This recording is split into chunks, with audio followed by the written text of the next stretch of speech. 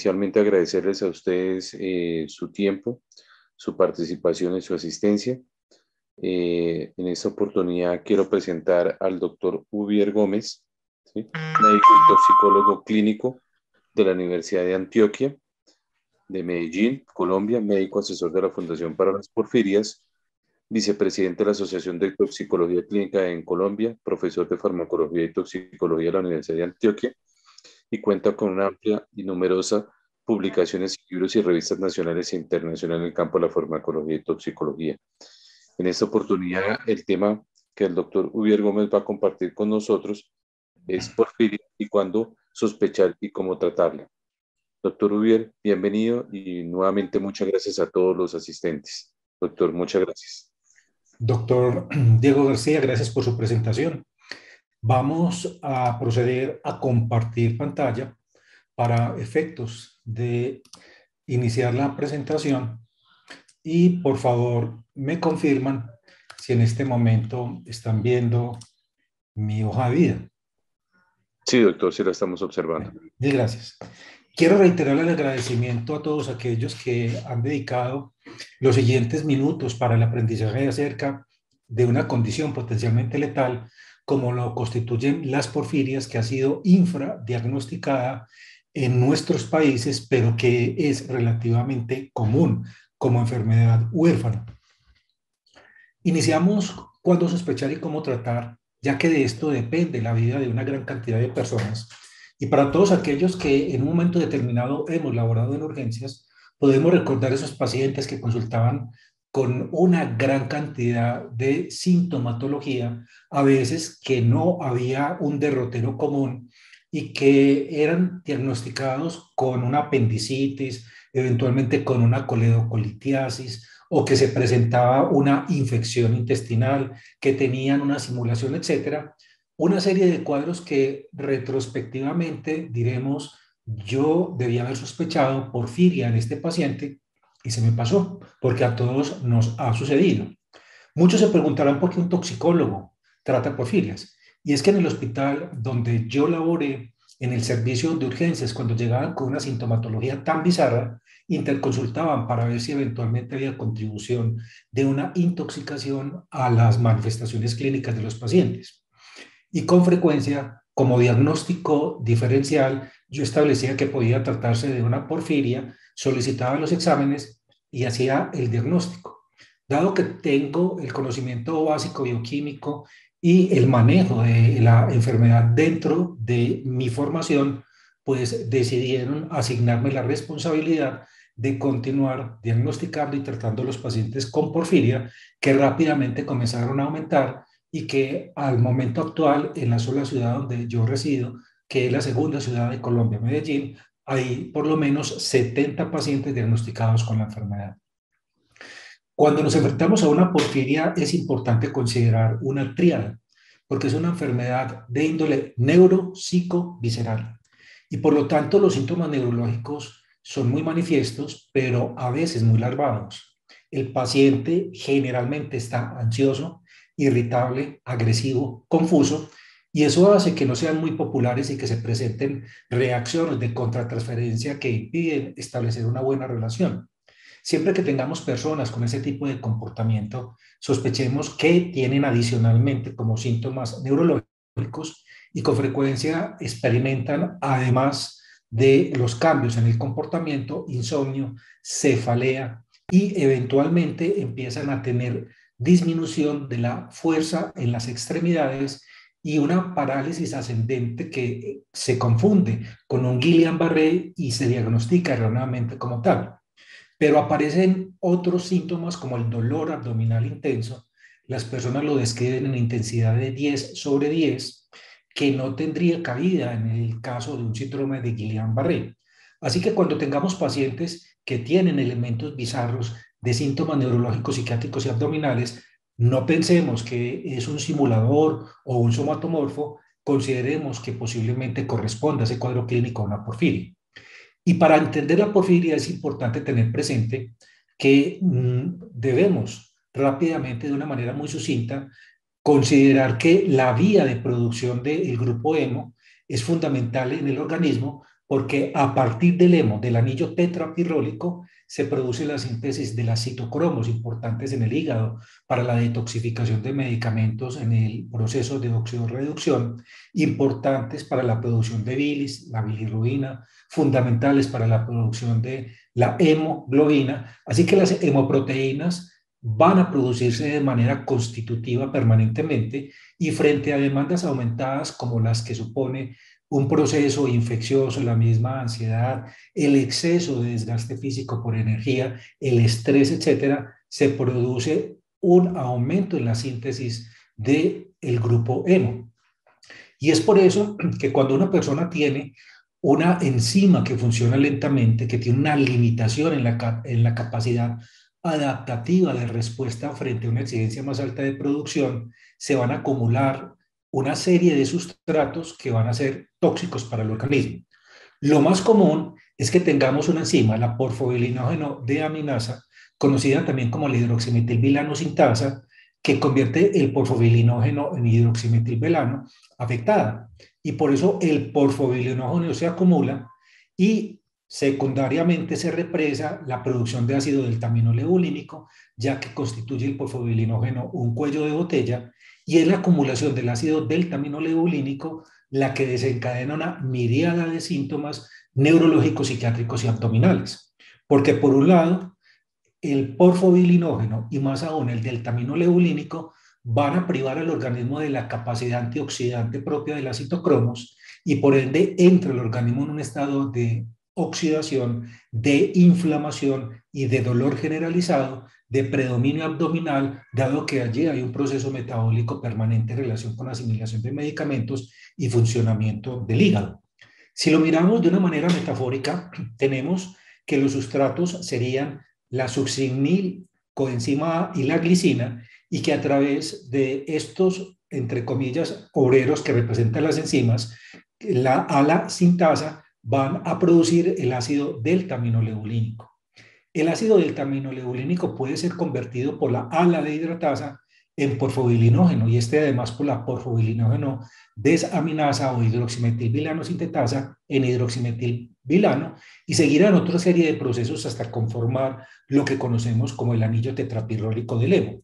Pues bien, si falla la ala de hidratasa, se va a producir una gran cantidad de acumulación de ácido delta-leuolínico que estructuralmente es muy similar a el GABA, nuestro principal neurotransmisor inhibitorio, y ese antagonismo GABA va a producir como denominador común en todos nuestros pacientes con porfiria un cuadro de ansiedad. Y detrás de toda ansiedad hay un temor, y detrás de todo temor hay agresividad. Así que estos pacientes tienden a ser muy temerosos, muy agresivos, hiperreactivos, eventualmente SOS, pero producto de la toxicidad neurológica de la acumulación del ácido deltaminoleuolínico, que adicionalmente inflama los nervios y genera el dolor.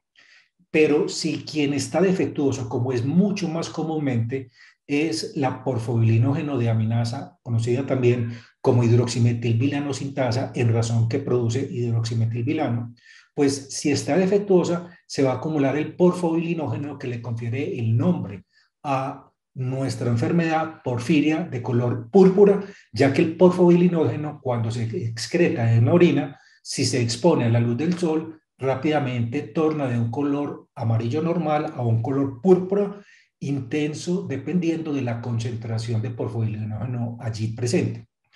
Así que nuestra enfermedad, la porfiria, es denominada la pequeña imitadora, puesto que son tantas las funciones de las hemoproteínas y la participación del anillo tetrapirrólico para la hemoglobina, la mioglobina, la citocromo, la catalasa, las peroxidasas, las ciclooxigenasas, las citocromos en la respiración celular mitocondrial, que todo eso se trastoca, se transforma, se detiene, se produce mitocondriopatía, oxidación, inflamación, con multiplicidad de manifestaciones de índole psiquiátrico, neurológico y dolor visceral.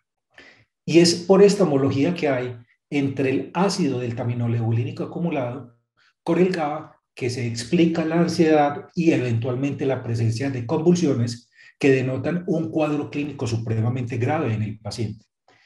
Así que la falla en cualquiera de las enzimas que conforman ese proceso de generación del grupo hemo nos va a llevar entonces a una actividad enzimática reducida que frente a exigencias aumentadas como la que supone una infección, el proceso metabólico de un medicamento liposoluble en la su conversión a hidrosoluble y eliminable, los cambios hormonales que obligan a un funcionamiento hepático diferencial y fenómenos como el ayuno que afecta al metabolismo, todo eso puede llevar a exigir a que el organismo produzca más hemo y por ende más precursores acumulativos, el más común, la porfobilinógeno de aminasa, que da origen a la acumulación del porfobilinógeno, de donde surge la porfiria intermitente aguda, que solamente da positivo en los exámenes bioquímicos en el momento en que se presenta la sintomatología. Entre las crisis no hay ninguna manera bioquímica de hacer una detección y de ahí deriva la importancia de documentar mediante el interrogatorio episodios de dolor previo acompañados de algunos síntomas neurológicos, de manifestaciones cutáneas, de alergia o intolerancia a varios medicamentos, dada la afectación de la capacidad de oxidorreducción hepática y que son específicos de cada tipo de porfirio. El caso es entonces que cada una de las enzimas que participan en la síntesis del grupo M puede ser afectada, pero son cuatro las porfirias más comunes, siendo la más prevalente la coproporfirina, la coproporfiria y la porfiria intermitente aguda poblacionalmente en nuestro entorno. Hay ciertas condiciones que permiten controlar la producción del ácido del camino lebulínico y esa es la retroalimentación que hace el grupo M. Cuando se ha producido suficiente cantidad de LM, se da una orden para que cese la síntesis de delta aminolebulínico y que continúe todo el proceso metabólico. Es por eso que el M constituye el antídoto específico que revierte la sintomatología, que impide su progresión y que en los casos graves es el recurso indispensable para poder ofrecer tratamiento a los pacientes que de no ser aplicado va a tener consecuencias letales. Y sabemos que fenómenos como el estrés, el ayuno, las dietas hipocalóricas, las infecciones, la administración de una gran cantidad de medicamentos que requiere de oxidorreducción, todos se constituyen en factores desencadenantes de crisis, caracterizadas por muy comúnmente dolor abdominal, la debilidad muscular progresiva que compromete finalmente la fuerza diafragmática intercostal y por ende la capacidad ventilatoria, las náuseas y vómito por la irritación del plejo mientérico, la constipación o la diarrea, dependiendo de si hay un fenómeno irritativo o paralítico, la disautonomía, que es fundamental y por ello los pacientes se les debe tomar hora a hora los signos vitales para documentar si la presión sistólica tiene una variabilidad de 30 milímetros de mercurio de una hora para con otra, o la diastólica de 15 milímetros de mercurio. Eventualmente también pasan de bradicardia a taquicardia o viceversa, y con cierta frecuencia se pueden presentar febrículas producto de la disautonomía y el compromiso talámico, que no significan la existencia de un proceso infeccioso, aunque necesariamente hay que descartarlo. Es frecuente que narren dolor en el pecho, que es diagnosticado como una osteocondritis, síntomas mentales que puede ser diagnosticado como esquizofrenia, y en estudios poblacionales en Europa, una de cada 400 personas psicóticas era debido a una porfiria de base y no a una enfermedad genética como tal. El 10 a 20% de los pacientes pueden presentar estatus convulsivo y la paresia, la complicación más temida, va a llevar a que el paciente tenga que ser ventilado mecánicamente, pero es la disautonomía que lo va finalmente a llevar a la muerte. Así que la encefalopatía, la pérdida de la conciencia y la muerte son la progresión predecible si no se interviene oportunamente. Esta enfermedad que se manifiesta intermitentemente y tiene un profundo contenido neurovisceral. Una causa frecuente de manifestaciones de porfiria es la administración de medicamentos, porque en el proceso metabólico en el que participan las citocromos, la inducción de enzimas sobre todo la citocromo 3A4 y la citocromo 2C9, obligan a la producción de más grupos hemos para responder a los fenómenos de exigencia de oxidorreducción. Y es por eso importante conocer no solamente los medicamentos potencialmente porfirinogénicos, sino también incluso los excipientes que pueden desencadenar crisis y considerar alternativas seguras que en esta dirección www.porfiriadrugs.com le permite a uno seleccionar aquellos que son categorizados como verdes, que son seguros o posiblemente seguros. Tratar de evitar los que son posiblemente inseguros en amarillo y completamente contraindicados los rojos, la unsafe, que nunca deben ser empleados y que desencadenarían una crisis ante su potencial prescripción. Algo de intervenir que es fundamental son evitar los ciclos menstruales, no solamente por los cambios hormonales, sino porque la pérdida de sangre supone un estrés para que el organismo produzca el anillo tetrapirrólico para poder compensar la sangre perdida con la producción de nueva hemoglobina, y eso es un estrés para la vía de síntesis del hemo que puede llevar a la acumulación de porfobilinógeno del aminoleucínico y disparar la crisis. También es importante evitar el consumo de cigarrillo, licor y de drogas psicoactivas como la cocaína o la cannabis, puesto que el delta 9 tetrahidrocannabinol, el componente activo, requiere de procesos de hidroxilación, de oxidorreducción, que aumentan el estrés hepático y que pueden desencadenar crisis. No así el CBD cannabidiol, que se emplea para el tratamiento de la epilepsia y que está en proceso de investigación experimental para el tratamiento del dolor neuropático refractario en los pacientes con porfiria.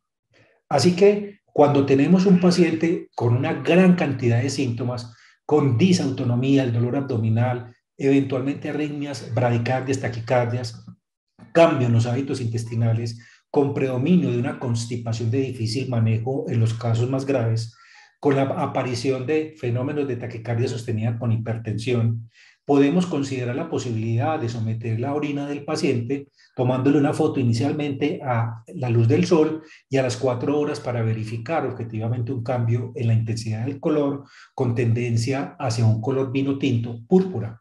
El dolor puede ser muy difuso y afectar la espalda, las piernas, otros sitios. El paciente puede convulsionar, generalmente tónico-clónico generalizado, y debido a la misma inflamación y el estrés en el sistema nervioso central, se produce una secreción inadecuada excesiva de la hormona antidiurética con retención de líquidos e hiponatremia que agrava el estado mental.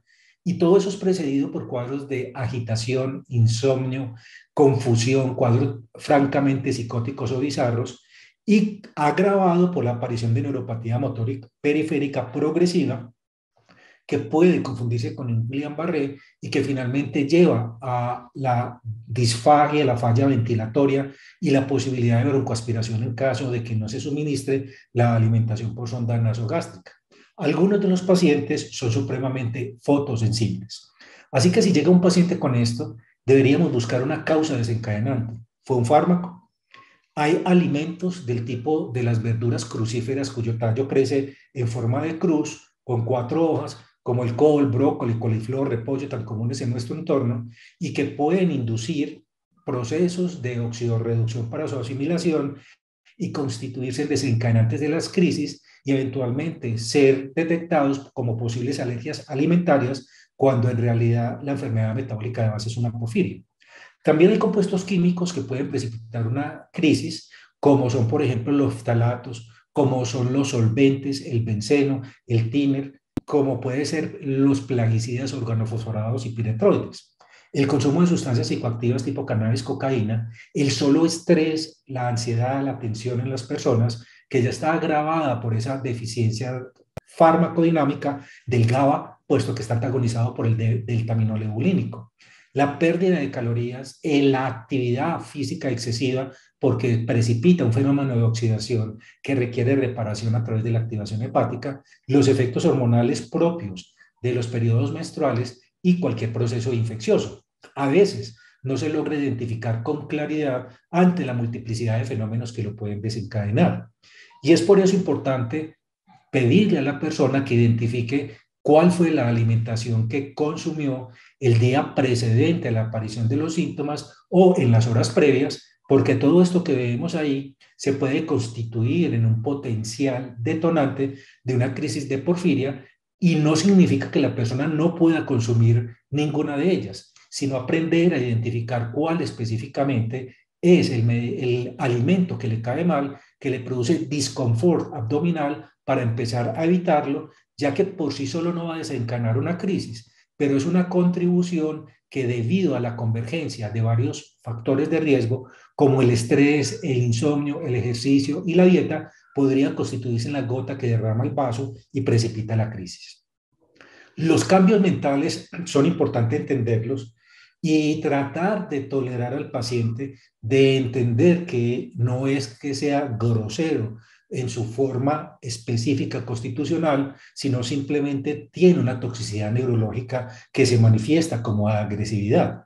Rara vez es la característica predominante, pero es muy común que en los días previos al desencadenamiento de la crisis la persona presente insomnio. Claro, necesitamos GABA para poder tener la posibilidad de dormir. Si hay un antagonismo del GABA, no vamos a tener una fácil inducción del sueño y de ahí la necesidad de apoyar el sueño con dosis altas de melatonina que paralelamente es un antioxidante. Dosis de la índole de 10 miligramos 2 horas antes del momento deseado del sueño, cuando comiencen los primeros síntomas acumulativos, ya que el insomnio se convierte en un proceso de neurotoxicidad adicional que empeora la inflamación crónica de bajo grado generada por la porfiria. Así no escatimar esfuerzos en favorecer el sueño. Si no se interviene, aparecen síntomas de ideas paranoides persecutorias, fenómenos amnésicos y la confusión con irritabilidad. Posteriormente, el estado de conciencia comprometido que puede persistir mucho tiempo y complicarse con un estatus epiléptico, por ejemplo, incluso no convulsivo. Es también muy importante saber que el cambio del estado mental precede la aparición de complicaciones más graves como las convulsiones, la neuropatía periférica paralizante, la hiponatremia, la parálisis respiratoria que puede llevar a insuficiencia ventilatoria y muerte o la aparición concomitante de disautonomía. Por eso, pensemos en ese camaleón, en esa pequeña imitadora, cuando después de escuchar una historia o simplemente estudiar un paciente, no encontramos una etiología clara ni logramos un diagnóstico preciso que agrupe toda la sintomatología bajo una única denominación. Y ahí es donde debemos pensar, esto exige descartar una porfiria. Si hay suficiente cantidad de porfobilinógeno, la simple exposición de la orina a la luz solar determina un cambio debido a la oxidación del porfobilinógeno y su conversión en porfirinas que confieren un color púrpura proporcional a la concentración de porfobilinógeno que allí esté presente. Y es la acumulación en la piel de algunos de los pacientes que tienen porfirias, por ejemplo, de la índole variegata, que en tan solo 20 minutos de exposición pueden llevar a lesiones tan importantes como estas en áreas fotoexpuestas y que ameritan, por lo tanto, considerar la posibilidad de la porfiria. Y sabemos que la única manera de evitar que se siga sintetizando ácido deltaminoloebulínico y porfobilinógeno es inhibiendo la producción de ellos a través de la administración del grupo hemo, que hace una retroalimentación negativa e impide la síntesis del deltaminolebulínico. Y de ahí entonces que existan indicaciones precisas, específicas, que hacen indispensable la consideración de la administración de la hemina para poder ofrecer un tratamiento de los pacientes. Si hay un dolor intenso prolongado que no se dé la intervención con opioides, si hay un vómito profuso, incoercible, además de descartar una pancreatitis y un quiste torcido de ovario en la mujer, es importante considerar frente a esos vómitos que son cíclicos y que son muy difíciles de manejar, la posibilidad de que haya de base una porfiria. La presencia de hiponatremia, que supone toxicidad del sistema nervioso central, las convulsiones de difícil manejo, cuadros psicóticos, cambios de comportamiento previos que luego se normalizan, la neuropatía, sobre todo, que es ascendente, progresiva y que lleva a la falla ventilatoria, y la disautonomía por cambios en la presión arterial, la frecuencia cardíaca y la temperatura corporal. Así que la combinación de toda esta sintomatología nos debe hacer siempre sospechar y excluir la posibilidad de el paciente que tenga una porfiria, y recuerden de utilizar el recurso simple de exponer la orina al sol. Cuando el paciente convulsiona, está ansioso o agitado, las benzodiazepinas, en especial el lorazepam, que no requiere un metabolismo hepático de primera fase, sino únicamente glucuronidación, y que por ende es el ideal en pacientes con cirrosis o hepatopatía, es también muy importante en este caso. Pero si no lo tenemos parenteral, como sucede en la mayoría de nuestros países, podemos utilizar el medicamento en vez de la administración de lorazepam, dar parenteralmente un goteo de midazolam e incluso de diazepam, evitando el clonazepam porque tiene una gran cantidad de procesos metabólicos excedentes para el hígado. El dolor agudo exige el inicio del tratamiento con opioides, y no es colocar 3 miligramos de morfina y luego ordenarlos a las 4 horas, sino que es aprender a determinar cuál es la dosis específica para cada paciente. Si se trata de un adulto, colocar 3 miligramos de morfina cada 6 minutos y repetir hasta lograr disminuir por lo menos el 50% de la intensidad del dolor nos permite determinar la dosis que requiere. Supongamos que un paciente requirió 10 dosis de 3 miligramos cada 6 minutos. En el transcurso de la hora le pusimos 30 miligramos de morfina. Esa totalidad de los miligramos requeridos para controlar el dolor, dividido 2, es la dosis de mantenimiento cada 4 horas, que en este caso hipotético serían 15 miligramos cada 4 horas, no cada 6 por la vida media corta de la morfina. Y la dosis de mantenimiento dividido 2 es la dosis de rescate, que correspondería a 7.5 miligramos en este caso, y que se pueden colocar entre las dosis de mantenimiento cada hora de ser necesario, pero si el paciente requiere de todos los rescates, hay que aumentar la dosis de mantenimiento. Es necesario también que, dado la característica de dolor neuropático abdominal, el empleo de gabapentinoides como la pregabalina o la gabapentina, que tienen ese efecto bloqueador de los canales de calcio alfa 2 delta y que disminuyen la liberación de neurotransmisores excitatorios e implicados en la percepción del dolor, como es el NMDA, como es la sustancia P, la noradrenalina, etcétera, pueden ser adecuadamente controlados con los gabapentinoides, con la dosis más alta en la noche para favorecer el sueño. Importante considerar su uso por lo menos 3 meses después de la crisis para controlar la ansiedad de los pacientes y por su efecto anticonvulsivante.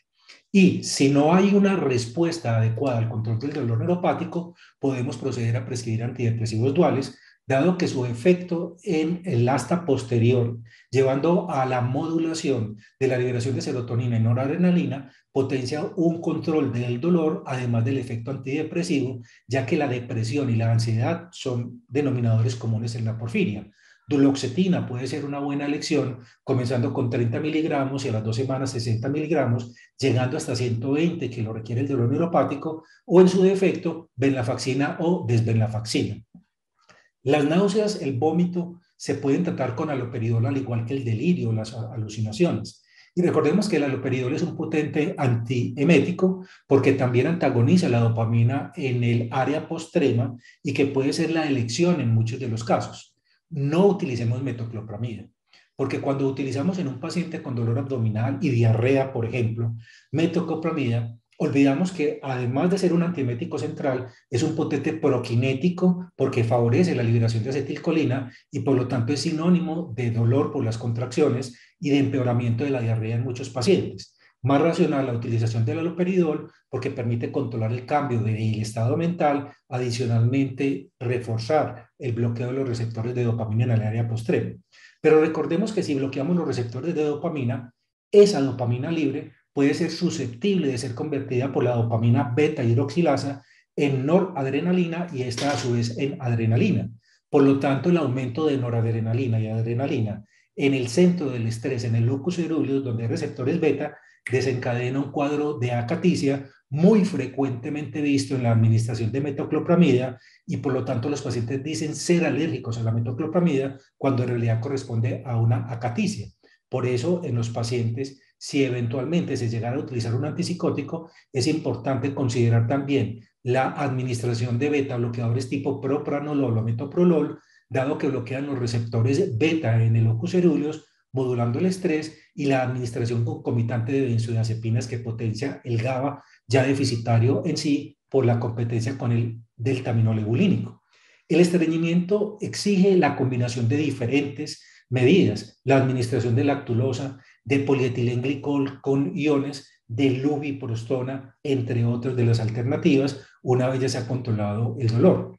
Y la paresia vulvar, que se manifiesta como disfagia, disfonía, disartria y que puede llevar a parálisis de las cuerdas vocales, exige la colocación de sonda nasogástrica porque es fundamental la nutrición en el paciente, ya que el ayuno desencadena crisis. La disfunción vesical, la sonda vesical intermitente, la alteración del estado de conciencia es cuidados intensivos, y la debilidad muscular, ventilación mecánica y fisioterapia para tratar de lograr que ese paciente revierta. La analgesia, sin duda alguna, requiere de morfina y evitemos la mepiridina porque recordemos que su metabolita, la normeperidina, baja el umbral convulsivo. Asimismo sucede con opioides como el tramadol, muy empleado pero muy riesgoso porque también es de los medicamentos que dosis dependiente más baja el umbral convulsivo. Y recordemos que si no hay una respuesta completa, podemos al vómito tratarlo también con ondansetron, teniendo precaución si el paciente está en tratamiento con duloxetina o inhibidores duales como venlafaxina o desvenlafaxina, porque recordemos que el ondansetron tiene efecto serotoninérgico y podría asociarse a un síndrome serotoninérgico cuyo diagnóstico implica la aparición de clonus y mioclonías en los pacientes que pueden ser espontáneas o inducibles. La agitación, recordemos el haloperidol, la hipertensión y la taquicardia, la betalol o propranolol, también metoprolol, y las convulsiones diazepam o midazolam, y fundamental el sulfato de magnesio. Recordemos que los niveles de magnesio en el organismo requieren de unos buenos niveles de vitamina D y el 50% de la población se encuentra en deficiencia o insuficiencia de vitamina D. Insuficiencia cuando está menos de 30 nanogramos por mililitro y más de 20, entre 20 y 30, y deficiencia cuando está por debajo de 20 nanogramos por mililitro. Y que la corrección no es dar vitamina D de 2.000 unidades diarias con calcio, sino que exige una dosis de carga durante 2 meses. 50.000 unidades para cualquier paciente con déficit, insuficiencia o deficiencia. Debemos mandarle 50.000 unidades semanales durante 8 semanas para un total de 400.000 unidades en un lapso de 2 meses. Eso garantiza la absorción de magnesio, vitamina D dependiente en el duodeno distal y en el yeyuno proximal, porque cuando tenemos déficit de magnesio baja el umbral convulsivo, se prolonga el QT, no tiene acción la tiamina en la vía de la pentosa fosfato y produce deterioro cognitivo. Adicionalmente que la mina puede quedar algo de tiamina y por eso es importante suplementar a nuestros pacientes con tiamina post-tratamiento. Así que el magnesio es esencial y cuando ustedes tengan una hipopotasemia que no corrige es porque hay una hipomagnesemia de base. Y cuando colocamos magnesio, siquiera un par de ampollas o incluso un goteo de magnesio, 5 ampollas en 24 horas, mejoramos el umbral del dolor, el umbral convulsivo, optimizamos el funcionamiento de la vía de la pentosa 5-fosfato, muy importante en el área cognitiva, mejoramos la dinámica cardíaca y logramos un tratamiento más integral. Así que no olvidemos el magnesio y no temamos a la dosis, porque si en una mujer preeclámptica aplicábamos 5 ampollas en una hora, pues no teníamos complicaciones y obteníamos una muy buena respuesta. Esta vía entonces, la única manera de intervenirla efectivamente para evitar que se acumule el ácido deltaminolebulínico es bloquear el paso de succinilcoenzima más glicina a 5-deltaminolebulínico mediante la inhibición de la enzima 5-aminolebulinato sintasa. ¿Y quién la bloquea? La bloquea, 1, la glucosa en dosis altas y 2, el normosanc cuando la glucosa ha sido insuficiente en este cometido. La analgesia debe administrarse lo más rápido posible y los requerimientos de opioides son muy altos. Recuerden evitar el fentanilo y que necesitamos dar para bloquear la síntesis del ácido deltaminolebulínico inflamatorio, bloquear la deltaminolebulinato sintasa y ahí tenemos el pan-hematin, que es la alternativa que tenemos en nuestros países y que reemplaza efectivamente el Normosanc, otra alternativa de mina, con un desempeño más adecuado en el sentido que permite cuantificar el descenso de los niveles de porfobilinógeno, pero que adicionalmente es mucho más estable que alternativas como el Normosanc comercialmente. Así que el Panematin es una muy buena alternativa a dosis de 4 miligramos por kilogramo de peso. Idealmente 4 dosis sería lo mínimo de tratamiento y en casos muy complicados se puede extender hasta por 2 semanas, pero es excepcional que se requiera dado la buena respuesta. Y recordemos que después de que se suministra y el paciente estabiliza su disautonomía y el dolor empieza a disminuir, pues ahí hay un periodo de latencia. No es una respuesta inmediata, hay que esperar algunas horas. Cuando nosotros administramos el medicamento, puede inducir una flebitis y es por eso que lo ideal es administrarlo por vía central, por catéter.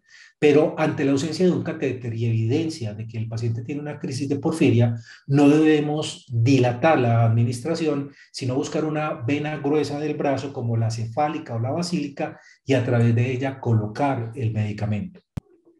Recordemos que el tamizaje bioquímico es importante solicitando mediante una prueba rápida como el test de Hoche o el test de Ehrlich, que consiste en agregar un reactivo a orina contenida en un tubo de ensayo. Es el reactivo a la orina, no la orina al reactivo, y eso permite el cambio de color que supone la presencia de porfobilinógeno.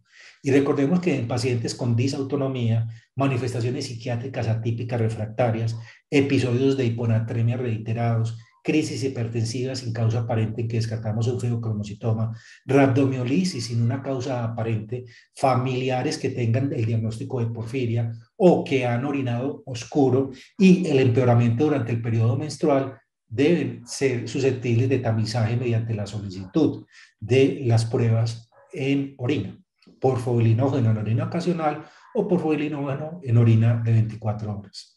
La prueba rápida que hay disponible en urgencias en muchos países en Europa, en especial en España, es el test de Hoche modificado o el test de Ehrlich, en que se toma la orina, se le agregan gotas del reactivo, inmediatamente cambia a un color rosado que se acentúa en los siguientes minutos y luego desaparece.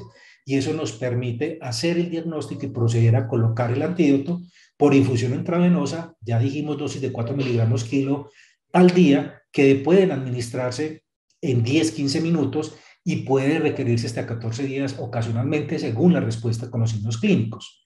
Si es un caso muy grave, pues se puede repetir la dosis en las siguientes 12 horas, pero en ningún caso exceder los 6 miligramos por kilo en un periodo de 24 horas. Así que si uno sabe que se encuentra frente a un caso grave, coloca 3 miligramos por kilo y repite 3 miligramos por kilo a las 12 horas. Se reconstituye administrando 43 mililitros de agua destilada que vienen con el dosificador y luego se agita no en este sentido arriba abajo, sino simplemente por giros para evitar degradación del producto y favorecer su disolución. Cuando tengamos pacientes con ataques recurrentes más de 3 por año, valdría la pena considerar la administración profiláctica del tratamiento específico para poder beneficiar a estos pacientes y lograr que con el Panematin se yugulen las crisis que permiten estabilización en el paciente. Cuento con pacientes que tenían crisis cada mes y luego de hacerle durante 2 meses profilaxis cada 15 días, han permanecido años sin presentar nuevamente una crisis. El diagnóstico genético ayuda, pero no es el gold estándar. Porque cuando hay casos difíciles, dado que la bioquímica tiene particularidades, la orina tiene que protegerse de la luz, mantenerse a 4 grados de temperatura, es decir, tomar la muestra e inmediatamente trasladarla a un frasco protegido de la luz dentro de una nevera, llevar la muestra en una nevera con frío a 4 grados al sitio del análisis y proceder a realizar el análisis bioquímico inmediatamente. ¿Qué errores suceden en nuestros países? No se protege la orina de la luz, no se trata de mantener en un sitio refrigerado, se transporta sin estar refrigerada o se pospone el análisis simplemente exponiendo la muestra a las inclemencias del ambiente. Y por lo tanto los resultados dan reiteradamente negativos a pesar de una clínica positiva. Por eso la importancia de las pruebas rápidas como el test de Hoche o de Ehrlich, que permiten en orina fresca la determinación del porfobilinógeno de inmediato y eventualmente solicitar el secuenciamiento genético que a diferencia de las crisis va a dar positivo en todo momento. Solicitar el secuenciamiento de la aladihidrataasa, de la hidroximetilbilano sintasa, de la coproporfirinógeno oxidasa y de la protoporfirinógeno oxidasa. Estos 4 genes nos permiten el diagnóstico de las porfirias más comunes. Y dado que es una emergencia médica, nunca se debe condicionar el diagnóstico a este resultado. El resultado del gol estándar es la determinación de porfobilinógeno en orina de 24 horas, pero el test de Hoche es un buen reemplazo. ¿Por qué no es el gol estándar la prueba genética? Porque hay mutaciones con efecto de gen fundador, es decir, nuestras muy propias características de ciertas poblaciones que apenas estamos empezando a caracterizar, como en este caso, que tuve la oportunidad de publicar con el grupo de investigación y en el cual detectamos una paciente con una mutación y con las pruebas bioquímicas positivas que no estaban referenciadas en la literatura. Así que cuando aparece lo que se denomina un BUS, de bus, de B de variable, A de uncertain y S de significado, significance, una variable de significancia incierta pasa a ser patológica cuando hay una bioquímica que la respalde. Por ende, sigue pendiente el acumular el diccionario de posibles mutaciones que generen crisis de porfiria y eso hace que ayude la prueba, pero que no sea lo principal. Dentro de las recomendaciones generales de manejo, y si ustedes desean, me escriben al correo al final para yo compartirles este par de hojas, es primero que todo administrar glucosa al 30% por catéter central o mínimo al 10% por catéter periférico. Si no responde y se dan carbohidratos, si no hay vómito que lo impida, pues empezar a considerar que es importante ir gestionando la consecución del panhematin y dar un tratamiento con morfina o buprenorfina, que son más seguros porque tanto el fentanilo, el tramadol, la oxicodona y la hidrocodona producen grados variables de porfirinas que podrían contribuir a empeorar en un momento determinado de la crisis. La neurolisis del ganglio celiático por parte de los médicos intervencionistas es una alternativa supremamente útil en el dolor abdominal refractario. Recordemos el haloperidol acompañado de benzodiazepinas para evitar la acaticia y el ondansetron si hay una respuesta insuficiente. Las estrategias de, una vez controlado el dolor, favorecer la exoneración mediante lubiprostona, polietilenglicol-coiones o lactulosa y la hiperactividad simpática susceptible de manejarse con propranolol si hay una hipertensión sostenida residual, captopril, lejos de los alimentos para favorecer su absorción, o diltiazem, que puede darse en cualquier momento, son alternativas seguras en porfiria. La infusión de sulfato de magnesio y si se presentan convulsiones, gabapentina, pregabalina, bigabatrina o levetiracetam con sulfato de magnesio siempre son alternativas muy útiles. La sedación, midazolam o diazepam, evitemos el ácido valproico, el valproato, al igual que el clonazepam. La duloxetina como un complemento para el manejo de la ansiedad y la depresión, las alucinaciones, si no ha habido mejoría con el haloperidol, la olanzapina puede ser una alternativa, verificar los medicamentos que está recibiendo, si son o no porfirinogénicos, en www.porfiriadrugs.com y recordemos que uno puede deducir si lo son, si están siendo metabolizados por la citocromo 3A4 o la 1219. Por ejemplo, dipirona es un medicamento porfobilinogénico. La nitrofurantoína para el tratamiento de infecciones urinarias desencadena crisis en los pacientes y puede ser la manera de sospechar cuando se presenta la sintomatología y está el antecedente de consumo de un medicamento. El ayuno, el consumo de alcohol, el tabaquismo y el consumo de drogas son uno de los precipitantes. La concomitancia de síntomas con el periodo menstrual que debe o que implica la colocación de un endoceptivo intrauterino de levonorgestrel tipo Mirena, o si en esa persona no hay una tolerabilidad al Mirena por un sangrado persistente, pues considerar el acetato de leuprolide para inhibir el eje hipotálamo hipoficiario ovárico. La melatonina para la normalización del sueño y debe evitarse el consumo de medicamentos que le caigan mal a la persona. Cualquier duda adicional me pueden escribir al correo ubiergomez@gmail.com. Esta presentación fue preparada específicamente para ustedes y ha sido apoyada por Pharma Hosting Perú y por eso, si desean tener la presentación, me escriben al correo ubiergomez@gmail.com, considérenla como si fuera propia para efectos de que la miren con más detenimiento y si desean difundirla, pueden hacerlo con absoluta tranquilidad. El material es de ustedes. al igual que las dos hojas finales de manejo general del paciente con crisis de porfiria.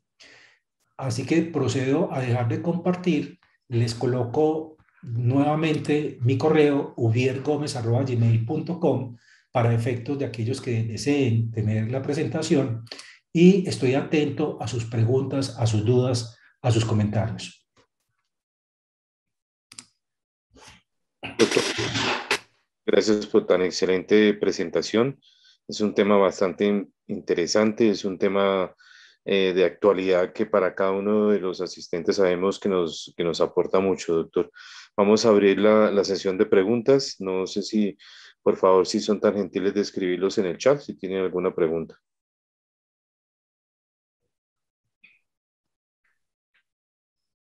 De momento no tenemos alguna. No sé si alguna de las personas.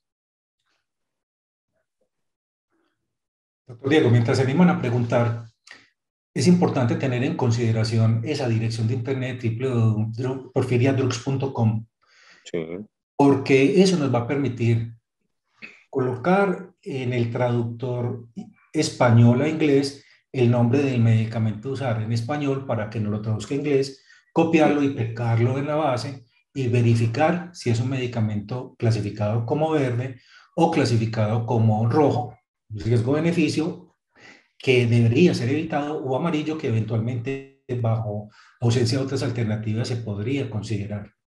Pero la porfiria constituye una enfermedad que es importante tener un buen estilo de vida, no se pide nada del otro mundo, que la persona no trasnoche, que se alimente bien, que no tenga déficit vitamínicos, que practique actividad física de manera moderada, que no consuma sustancias psicoactivas. Así que lo que se busca es un estilo de vida sano, adecuado, evitando los desencadenantes y consultando tempranamente cuando hay signos premonitorios como el insomnio, la ansiedad, los cambios de comportamiento, entre otros. Y si un paciente es detectado oportunamente y evitamos ese largo periodo de diferentes pruebas para finalmente decir no sabemos qué tiene, puesto que está estudiado que desde la primera vez que el paciente consulta hasta que se hace el diagnóstico certero, pueden transcurrir 15 años.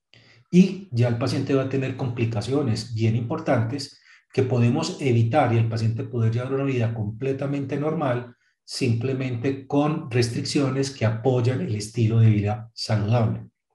Por otra parte, es necesario tener presente que las mujeres con porfiria pueden embarazarse.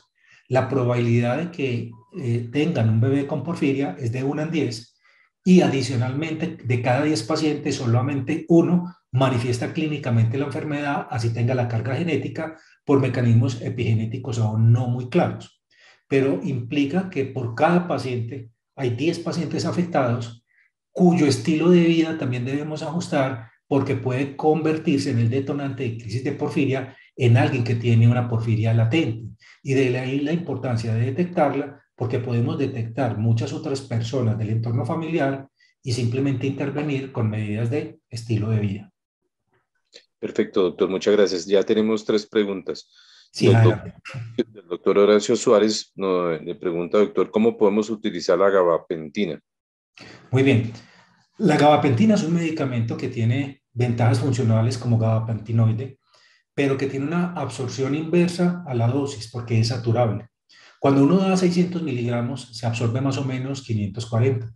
Cuando da 1200, se absorbe más o menos 800. Cuando da 3600, se absorbe solamente 1200.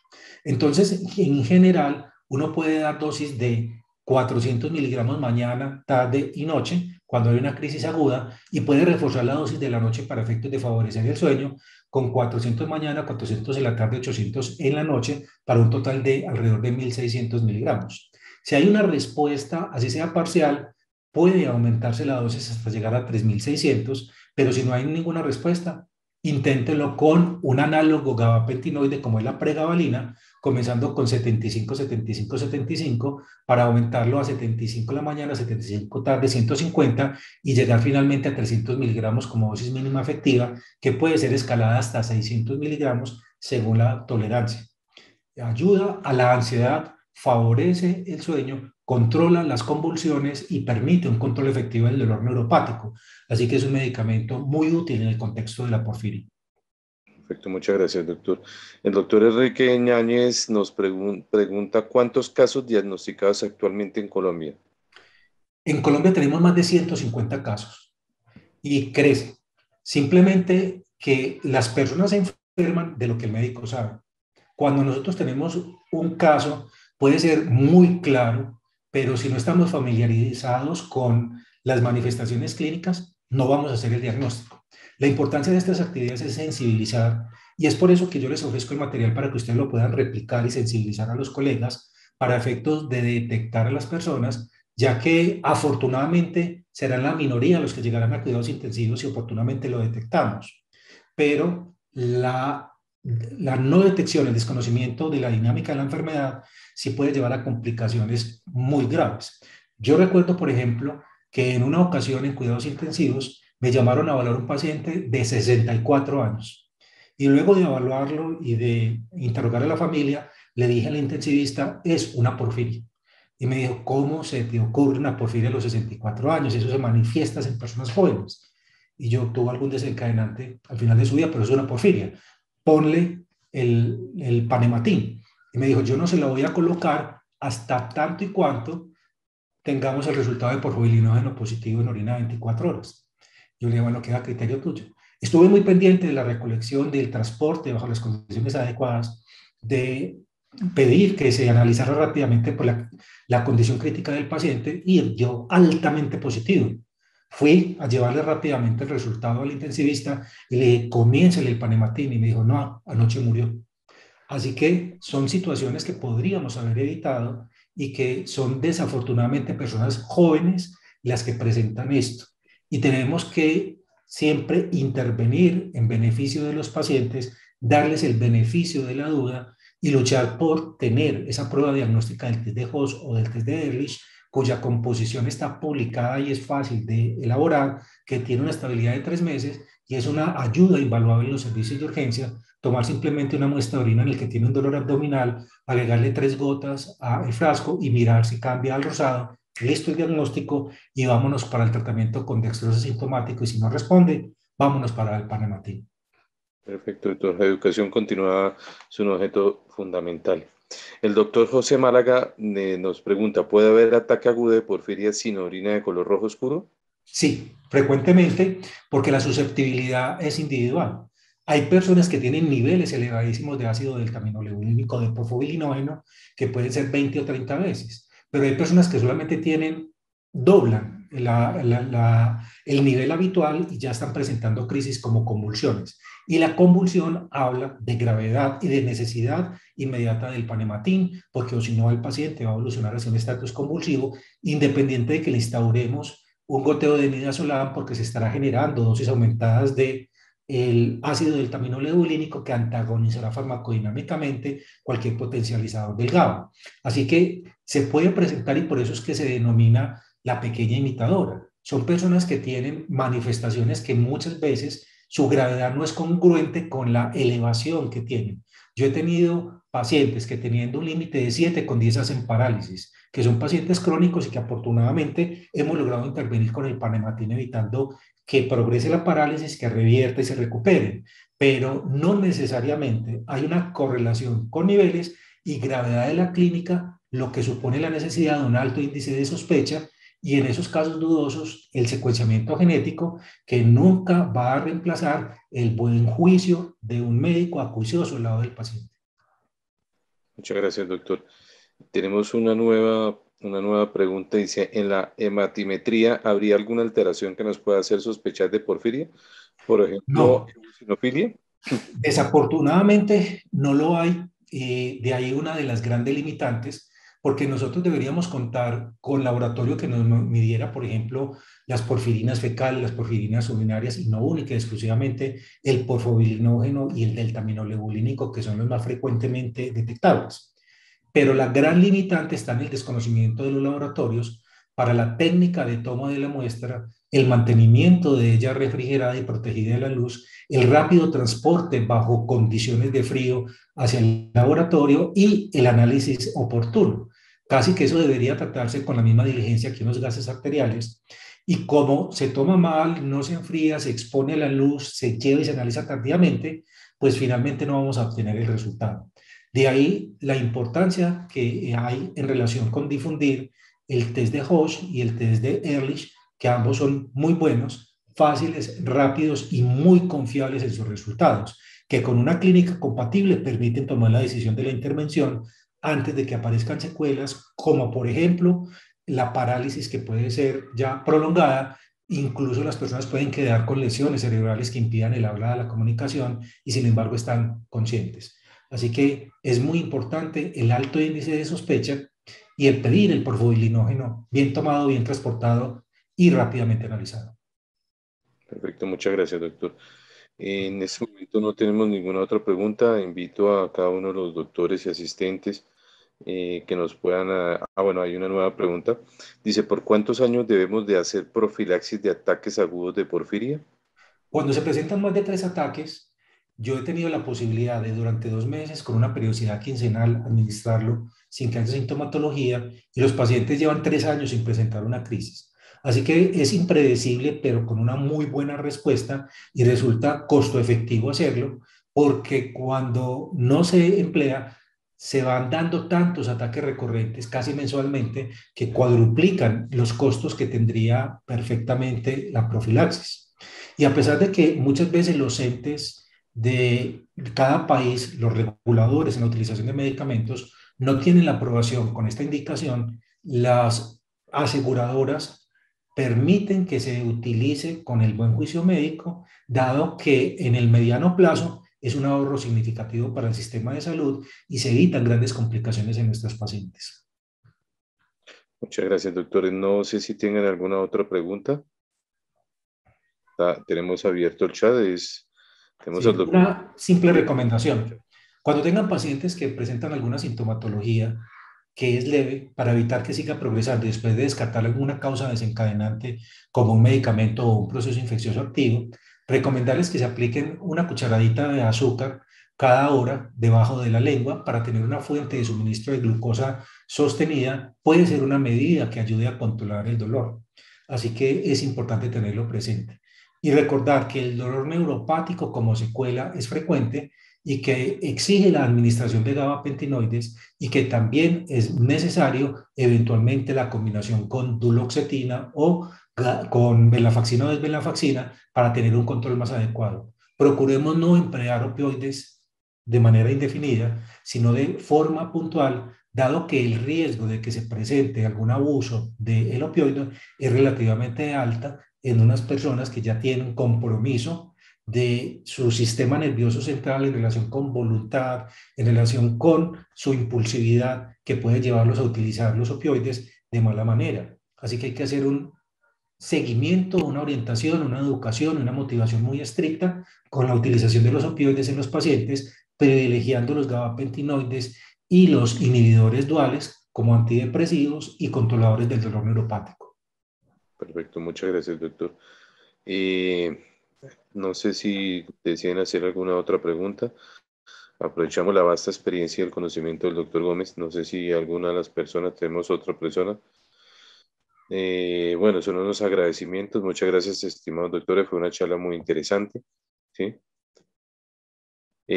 Quiero comentar que nuestra compañía Farmahosting Perú y Farmahosting Bolivia tiene un programa de educación continuada instaurado en el cual absolutamente las conferencias de médicas se montan en nuestro canal YouTube destinado básicamente a educación continuada del personal médico y el área de la salud. Entonces, doctores, su conferencia, su importante conferencia, estará junto con las conferencias de las otras especialidades montados en el canal YouTube de nuestra compañía con el objetivo de que aporte para la formación y educación de todo el cuerpo médico de nuestros países. Se lo agradezco mucho, doctor Diego García, porque la idea es esa, difundir. Claro, doctora, hay otra, bueno, no tengo más, no tenemos ninguna otra pregunta, veo que de pronto no hay ninguna otra. Quiero comentarles a todos los asistentes que estamos iniciando con este nuevo perfil de indicación clínica, un programa igualmente de educación. Esperamos reunirnos, nos encontramos ya en unas fechas próximas de fin de año. Yo pensaría que estaríamos ya reiniciando el próximo año porque ya estamos a pocos días de finalizar el presente. Entonces, quiero agradecer a todos los asistentes su presencia, su participación, su acompañamiento. Al doctor Ubier Gómez, muchas gracias por su tiempo, muchas gracias por su educación y en nombre de Farmahosting Perú, Bolivia y Recordati, muchas gracias a usted y muchas gracias a los asistentes. Les deseo Mil una gracias. noche para todos. Bueno, doctor, muchas gracias. Feliz noche. Gracias. Feliz noche para todos.